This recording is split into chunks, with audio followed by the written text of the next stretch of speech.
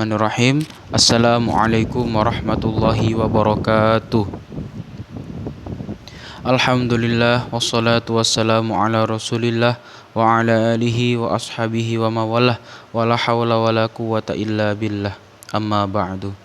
Yang saya hormati dosen pengampu mata kuliah Sejarah Pemikiran Ekonomi Islam, Bapak Wedi Pratanto Rahayu, MEI, kemudian teman-teman semua yang dirahmati Allah Subhanahu wa taala. Pada kesempatan kali ini saya perwakilan dari kelompok 2 ingin menjelaskan atau mempresentasikan tentang pemikiran ekonomi Imam Asy-Syaibani. Sebelum saya berpresentasi, izinkan saya memperkenalkan diri dulu. Nama saya Dwi Rangga Prastio. Kemudian rekan saya ada Ahmad Fatoni Alfaris dan Habib Rayodin. Langsung saja ke presentasi atau materi yang pertama, yakni tentang biografi daripada tokoh Imam Asy-Syaibani. Jadi Imam Asy-Syaibani memiliki nama panjang, yakni Abu Abdillah Muhammad bin Al-Hasan bin Farqad Asy-Syaibani, yang lahir pada tahun 132 Hijriah, 750 Masehi di kota Wasit, ibu kota Irak pada masa akhir pemerintahan Bani Umayyah. Dan ayahnya berasal dari negeri Syaiban di wilayah Jazirah Arab. Bersama orang tuanya, Asy-Syaibani pindah ke kota Kufah yang ketika itu merupakan salah satu pusat kegiatan ilmiah. Di kota tersebut, ia belajar fikih, sastra, bahasa, dan hadis kepada para ulama setempat seperti Mus'ar bin Kadam, Sufyan Tsauri, Umam bin Zar, dan Malik bin Maghul. Kemudian pada saat berusia 14 tahun, ia berguru kepada Abu Hanifah atau biasanya yang kita sebut mazhab Imam Hanafi. Selama 4 tahun Imam Asy-Syaibani belajar kepada Imam Abu Hanifah, yakni sampai Abu Hanifah meninggal dunia. Kemudian setelah itu berguru kepada Abu Yusuf, yang salah satu seorang murid juga terkemuka dan pengganti Abu Hanifah, hingga keduanya tercatat sebagai penyebar mazhab Hanafi. Jadi dalam menuntut ilmu, Asy-Syaibani banyak berinteraksi dengan berbagai ulama, layaknya ulama terdahulu. Ia berkelana ke berbagai tempat seperti Madinah, Makkah, Syria, Basrah, dan Khurasan untuk belajar pada ulama besar seperti Malik bin Anas, Sufyan bin Uyainah, kemudian ada Auza'i. Ia juga pernah bertemu dengan Asy-Syafi'i ketika belajar, atau Imam Syafi'i ketika belajar Al-Muwatta pada Malik bin Anas, pada Imam Malik. Hal tersebut memberikan nuansa baru dalam pemikiran fikihnya Imam Asy-Syaibani. Jadi Imam Asy-Syaibani menjadi lebih banyak mengetahui berbagai hadis yang luput dari pengetahuan Abu Hanifah. Dari keluasan pendidikannya ini, ia mampu mengombinasikan antara aliran Ahlul Ar-Ra'yi dan di Irak dan Ahlul Al-Hadis di Al-Madinah. Kemudian setelah menuntut ilmu, dia pun kembali ke Baghdad yang pada saat itu telah berada dalam kekuasaan Bani Abbasiyah. Di tempat ini, ia mempunyai peranan penting dalam majelis ulama dan kerap didatangi para penuntut ilmu. Hal tersebut makin mempermudahnya dalam mengembangkan mazhab Hanafi, apalagi ditunjang kebijakan pemerintah saat itu yang menjadikan mazhab Hanafi sebagai mazhab negara. Kemudian berkat keluasan ilmunya tersebut, setelah Abu Yusuf meninggal, Khalifah Harun Ar-Rasyid mengangkatnya sebagai hakim di kota Rikkah, Irak. Namun tugas ini hanya berlangsung singkat karena ia kemudian mengundurkan diri untuk lebih berkonsentrasi kepada pengajaran dan penulisan fikih. Asy-Syaibani meninggal dunia pada tahun 189 Hijriah, 804 Masehi di kota Ar-Roy, dekat Teheran dalam usia 58 tahun.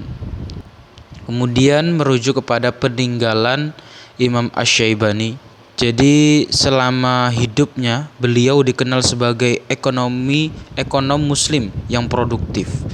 Dalam menuliskan pokok-pokok pemikiran fikihnya, Asy-Syaibani juga menggunakan istihsan sebagai metode ijtihadnya. Hasil karyanya yang berupa diklasifikasikan menjadi dua golongan, yaitu ada golongan pertama yang bernama Zahrir Ar-Riwayah, yaitu kitab yang dituliskan berdasarkan pelajaran yang diberikan Abu Hanifah, guru beliau, atau Imam Hanafi, seperti Al-Mabsut, Al-Jami' Al-Kabir, Al-Jami' As-Shaghir, As-Siyar Al-Kabir, As-Siyar As-Shaghir, dan Az-Ziyadah. Semua ini dihimpun Abu Al-Fadl Muhammad ibni Ahmad Al-Maruzi dalam satu kitab berjudul Al-Kahf. Kemudian yang kedua ada An-Nawadir, yaitu kitab yang ditulis berdasarkan pandangannya sendiri, seperti Amali Muhammad fi Al-Fiqh, Ar-Ruqayyat, Al-Muharrifi, Al-Makharij fi Al-Hiyal, Ar-Rad' ala Ahlul Madinah, Az-Ziyadah, Al-Asar, dan Al-Kasab. Ya, berikut penjelasan dari saya. Presentasi pertama yakni tentang biografi dari Imam Asy-Syaibani. Kemudian untuk materi yang berikutnya, pemikiran Imam Asy-Syaibani di bidang ekonomi yang akan disampaikan atau dipresentasikan oleh rekan saya yakni Ahmad Fatoni Al-Faris. Kepadanya kami persilahkan. Baiklah, di sini saya akan melanjutkan presentasi dan akan membawakan materi tentang pemikiran Imam Al-Syaibani di bidang ekonomi. Al-Syaibani merupakan salah seorang tokoh ekonomi Islam yang punya dampak yang cukup besar terhadap perkembangan ekonomi Islam. Bahkan, Al-Janidal menyatakan bahwa Al-Syaibani merupakan salah seorang perintis ilmu ekonomi dalam Islam. Sebagai buktinya, dapat kita lihat dari pemikiran-pemikiran ekonomi beliau yang beliau cetuskan, yakni yang pertama ada kewajiban mencari penghasilan. Imam Al-Syaibani menekankan kewajiban mencari penghasilan hidup bagi setiap muslim dengan menyamakannya seperti kewajiban mencari ilmu. Dan selanjutnya, yang kedua ada batasan dalam mencari penghasilan. Imam Al-Syaibani memperbolehkan mengumpulkan harta, namun dengan ketentuan untuk kebaikan dan dengan cara yang benar. Imam Al-Syaibani berpendapat bahwa keselamatan seseorang terletak pada seberapa jauh dia dari mengumpulkan harta. Namun, bila seseorang ingin mengumpulkan harta, maka hendaknya harta tersebut digunakan untuk mencari kebaikan di akhirat. Yang ketiga, ada klasifikasi usaha-usaha perekonomian. Menurut Al-Syaibani, usaha-usaha perekonomian terbagi atas 4 macam, yaitu sewa-menyewa, perdagangan, pertanian, dan perindustrian. Di antara keempat usaha perekonomian tersebut, Al-Syaibani lebih mengutamakan usaha pertanian dibandingkan dengan usaha lainnya. Menurutnya, usaha pertanian memproduksi berbagai kebutuhan dasar manusia dalam rangka pemenuhan berbagai kewajibannya. Yang selanjutnya ada kebutuhan-kebutuhan ekonomi.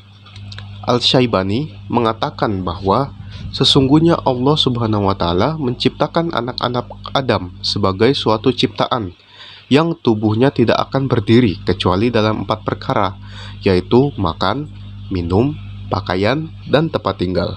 Jika keempat hal tersebut tidak pernah diusahakan untuk dipenuhi, manusia akan mengalami kesengsaraan, karena manusia tidak akan dapat hidup tanpa keempat hal tersebut. Yang selanjutnya ada spesialisasi dan distribusi pekerjaan. Imam Asy-Syaibani menyatakan bahwa manusia dalam hidupnya selalu membutuhkan yang lain. Lebih lanjut, Al-Syaibani menandaskan bahwa seorang yang fakir membutuhkan orang kaya, sedangkan yang kaya membutuhkan tenaga yang miskin. Dari hasil tolong-menolong tersebut, manusia akan semakin mudah dalam menjalankan aktivitas ibadah kepadanya. Sekian presentasi dari saya. Selanjutnya akan saya serahkan kepada pemateri berikutnya. Terima kasih. أعوذ بالله من الشيطان الرجيم بسم الله الرحمن الرحيم أهم يقسمون رحمة ربك نحن قسمنا بينهم معيشتهم في الحياة الدنيا ورفعنا بعضهم فوق بعض درجات ليتخذ بعضهم بعضا سخريا ورحمة ربك خير مما يجمعون. Yang artinya, apakah mereka yang membagi-bagi rahmat Tuhanmu?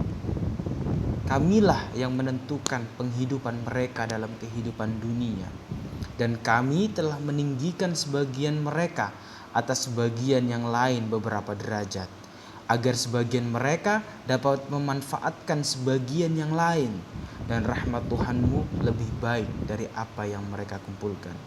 Shadaqallahul azim. Terima kasih Mas telah memberikan saya waktu untuk menjelaskan tentang relevansi pemikiran Imam Al-Syaibani dengan masa sekarang. Dari hasil-hasil pemikiran Imam Al-Syaibani dalam ekonomi, beliau memunculkan beberapa relevansinya di masa sekarang. Di antara hal yang paling menonjol dalam pembagian pekerjaan dalam mencari penghasilan menjadi 4 bidang, yaitu yang pertama bidang manufaktur, yang kedua yaitu bidang perdagangan, yang ketiga yaitu pertanian, dan yang terakhir yaitu ijarah. Hal ini sejalan dengan teori ekonomi yang dikemukakan oleh Fisher dan Clark yang membagi ekonomi menjadi 3 sektor, yaitu sektor primer yang berupa pertanian dan pertambangan, sektor sekunder yang berupa industri, manufaktur, dan sektor jasa. Pada pembagian ekonomi tersebut, Imam Al-Syaibani memunculkan perdagangan menjadi bagian sendiri karena ia merupakan salah satu sektor yang menjadi kunci dalam perekonomian sekarang. Selain itu, jauh sebelum Fisher, Imam Al-Syaibani sudah menyebutkan sektor jasa dalam pembagian kegiatan ekonomi dengan istilah ijarah. Ijarah tidaklah terbatas pada sewa menyewa saja, melainkan lebih dari itu, karena menurut Wahbah Al-Zuhaili dalam buku Al-Fiqhu Al-Islami wa Adillatuhu, ijarah adalah transaksi manfaat dari sesuatu yang itu identik dengan jasa. Adanya klarifikasi kegiatan ekonomi tersebut juga menunjukkan pentingnya peran setiap orang dalam ekonomi sesuai dengan keahlian di bidang masing-masing. Contohnya yaitu menjual makanan membutuhkan pakaian, maka membeli dari penjual pakaian, begitu pula sebaliknya, sehingga spesialisasi seorang dalam satu bidang diperlukan untuk saling melengkapi kebutuhan bersama. Di samping itu, pendapatnya tentang tingkatan kewajiban dalam mencari penghasilan berdasarkan jenis kebutuhan memberikan sebuah solusi untuk kekurangan yang ada pada konsep perilaku konsumen dalam ekonomi kapitalis. Di zaman sekarang banyak pengangguran. Hal ini terakhir menjadi perhatian dalam pemikiran Al-Syaibani adalah bagaimana pendapat-pendapatnya menjadi dasar dalam memerangi pengangguran. Dari semua gagasannya, jaminan sosial untuk pengangguran dirumuskan yang terdiri dari 1. pembagian kerja. Yang kedua, kebijakan income. Yang ketiga, profit sharing. Yang keempat, subsidi upah rendahan pengurangan pajak. Yang kelima, subsidi rekrutmen pekerja baru dan transfer keuntungan. Mohon maaf tadi contoh klasifikasi kegiatan ekonomi yaitu contohnya orang kaya membutuhkan orang miskin untuk membangun rumah, mengerjakan pekerjaan rumah dan lain-lain. Imam Al-Syaibani berpendapat bahwa sebuah model konsumsi yang mengkombinasikan antara dimensi individu, sosial, material, spiritual, moral, dan hukum di dalamnya. Model ini lebih realistis dalam konteks pemahaman terhadap perilaku manusia, sesuai untuk pertumbuhan ekonomi, menanamkan jiwa kerjasama dan rasa tanggung jawab sosial pada semua level. Sekian dari penjelasan saya. Mohon maaf apabila banyak kata-kata yang kurang berkenan di hati Anda. Saya mohon maaf. Kami dari kelompok 2 pamit undur diri. Apabila dari kami kelompok 2 terdapat kesalahan, mungkin itu dari kami sendiri. Mohon maaf. Langsung saja saya tutup presentasi ini dengan ucapan alhamdulillahirabbil alamin. Terima kasih semuanya. Assalamualaikum warahmatullahi wabarakatuh.